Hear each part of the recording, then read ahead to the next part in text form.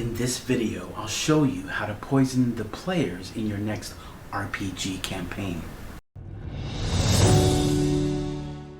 Hey everyone, welcome back to Getting Off the Table, where we're talking about fun and creative ways to make your RPG campaign more immersive.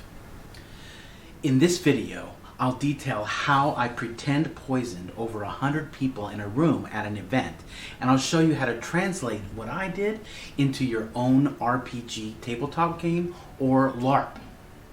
Now, when I did it as an event, I had a theme of Clue, the board game, but this can be easily translated into any genre. Horror, I did like a murder mystery, but fantasy, pulp adventure, any scenario where the players might get poisoned. So I was brought in to design an interactive game adventure for about 100 or so people within a large featureless hotel room. It was not ideal. What I came up with is to have a Clue experience, kind of like a live board game. And we brought everyone together before the game started. Folks didn't know that there was going to be a game, and so that kind of made it a little more fun, at least for that particular function. What happened was we passed out champagne glasses to everyone, and we had a toast, and it was very obligatory with the toast that everyone did take a drink of at least something. So now, once everybody had a sip, I had someone dressed as a detective come rushing in, yelling, telling everyone, "Don't drink the champagne, don't drink the champagne, it's been poisoned." And of course, people could tell that it was an adventure was going to happen, or something was going to happen, because it was a little bit hokey, but like it needed to be, lest I scare a few folks. Then the detective explained that everyone had about 60 minutes or so before the poison starts taking effect. I then explained that they have 60 minutes to try and figure out which antidote will cure them. I had a bunch of possible antidotes on a table. They just had to choose which is the correct one. That was the game.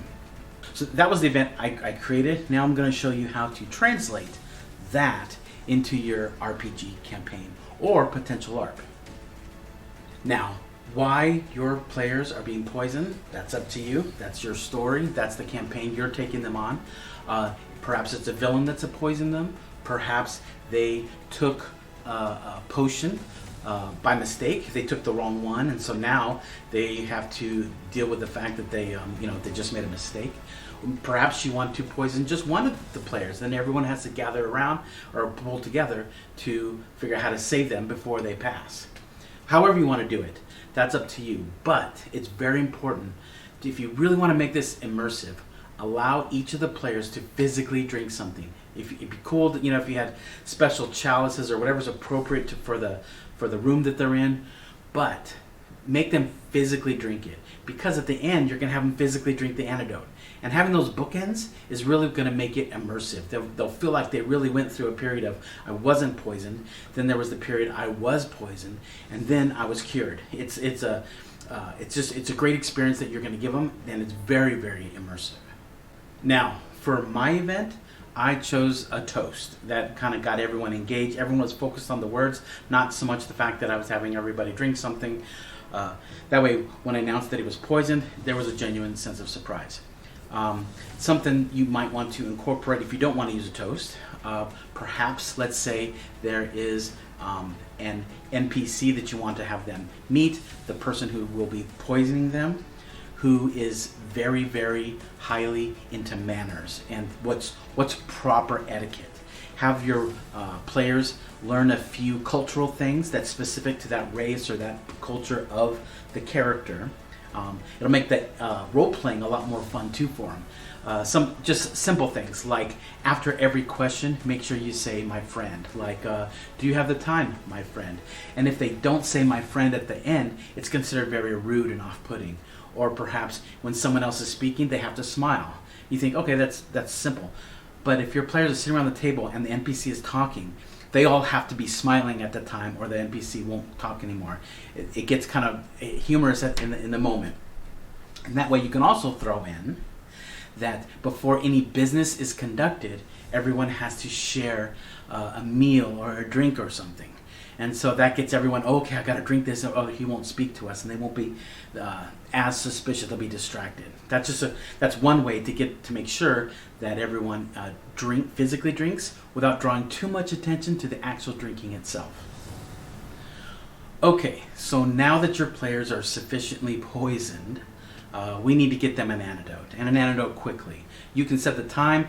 I like real time versus in-game time for things like this. It really puts a tension among the players because they're feeling like, oh wow, I have 10 minutes. And then they start talking fast, they start moving fast. It just kind of, again, it makes it more immersive, right? So you could have them buy the antidote. Perhaps the person who poisoned them is just a hustler and they want to sell the antidote, kind of like a Temple of Doom kind of thing. Or you could give it to them. They can find it. Maybe they have to make it. All different kinds of things. The point is, they need an antidote. But this is what I did. I had them try to solve and figure it out for themselves as like a larger puzzle to figure out the antidote.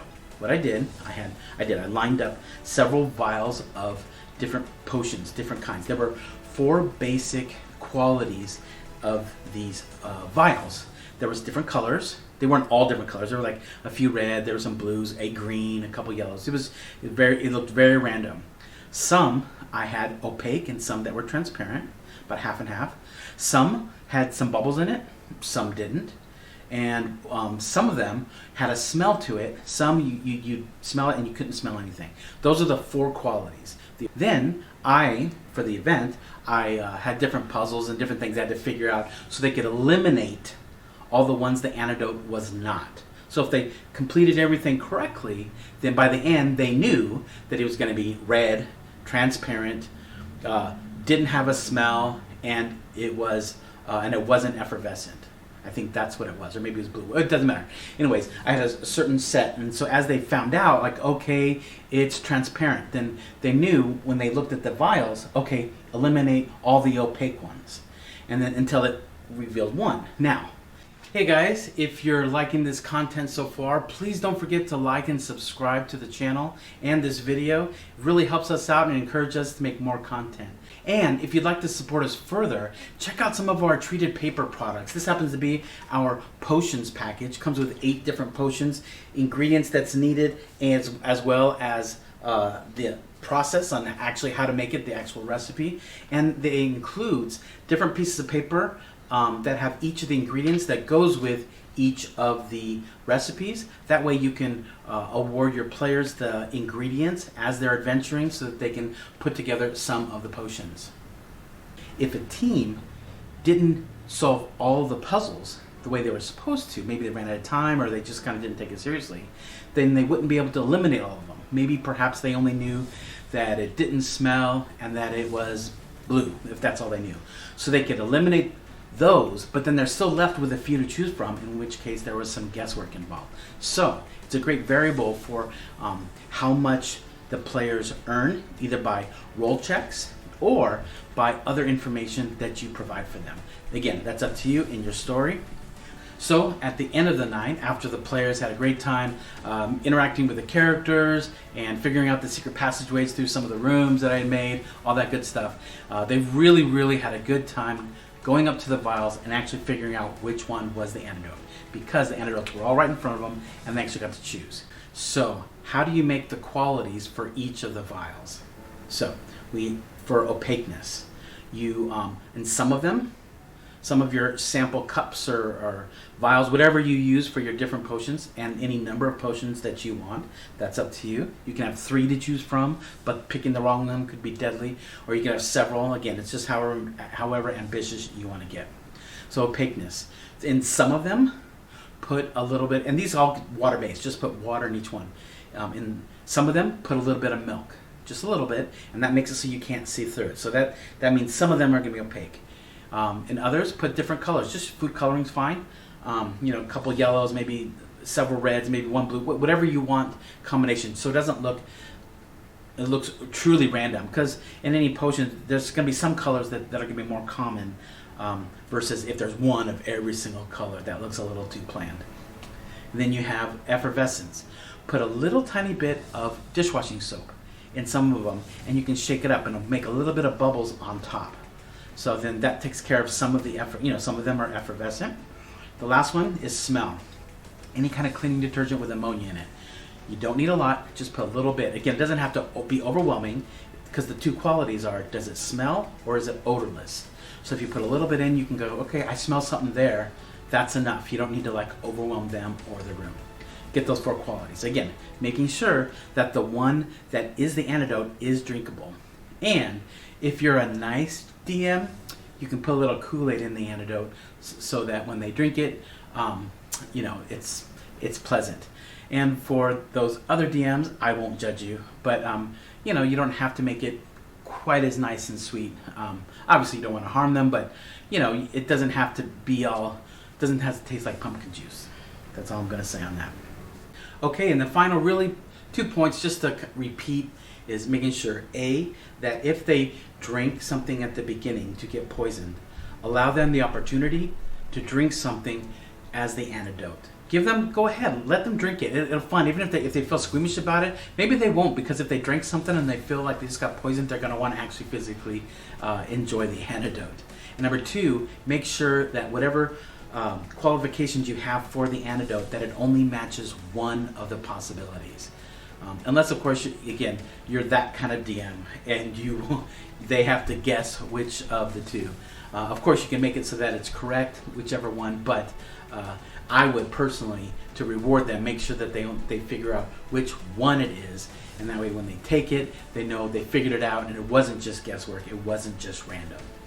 So there you have it. An experience that your players will love. It'll be truly immersive during your next RPG campaign. Take care, everyone.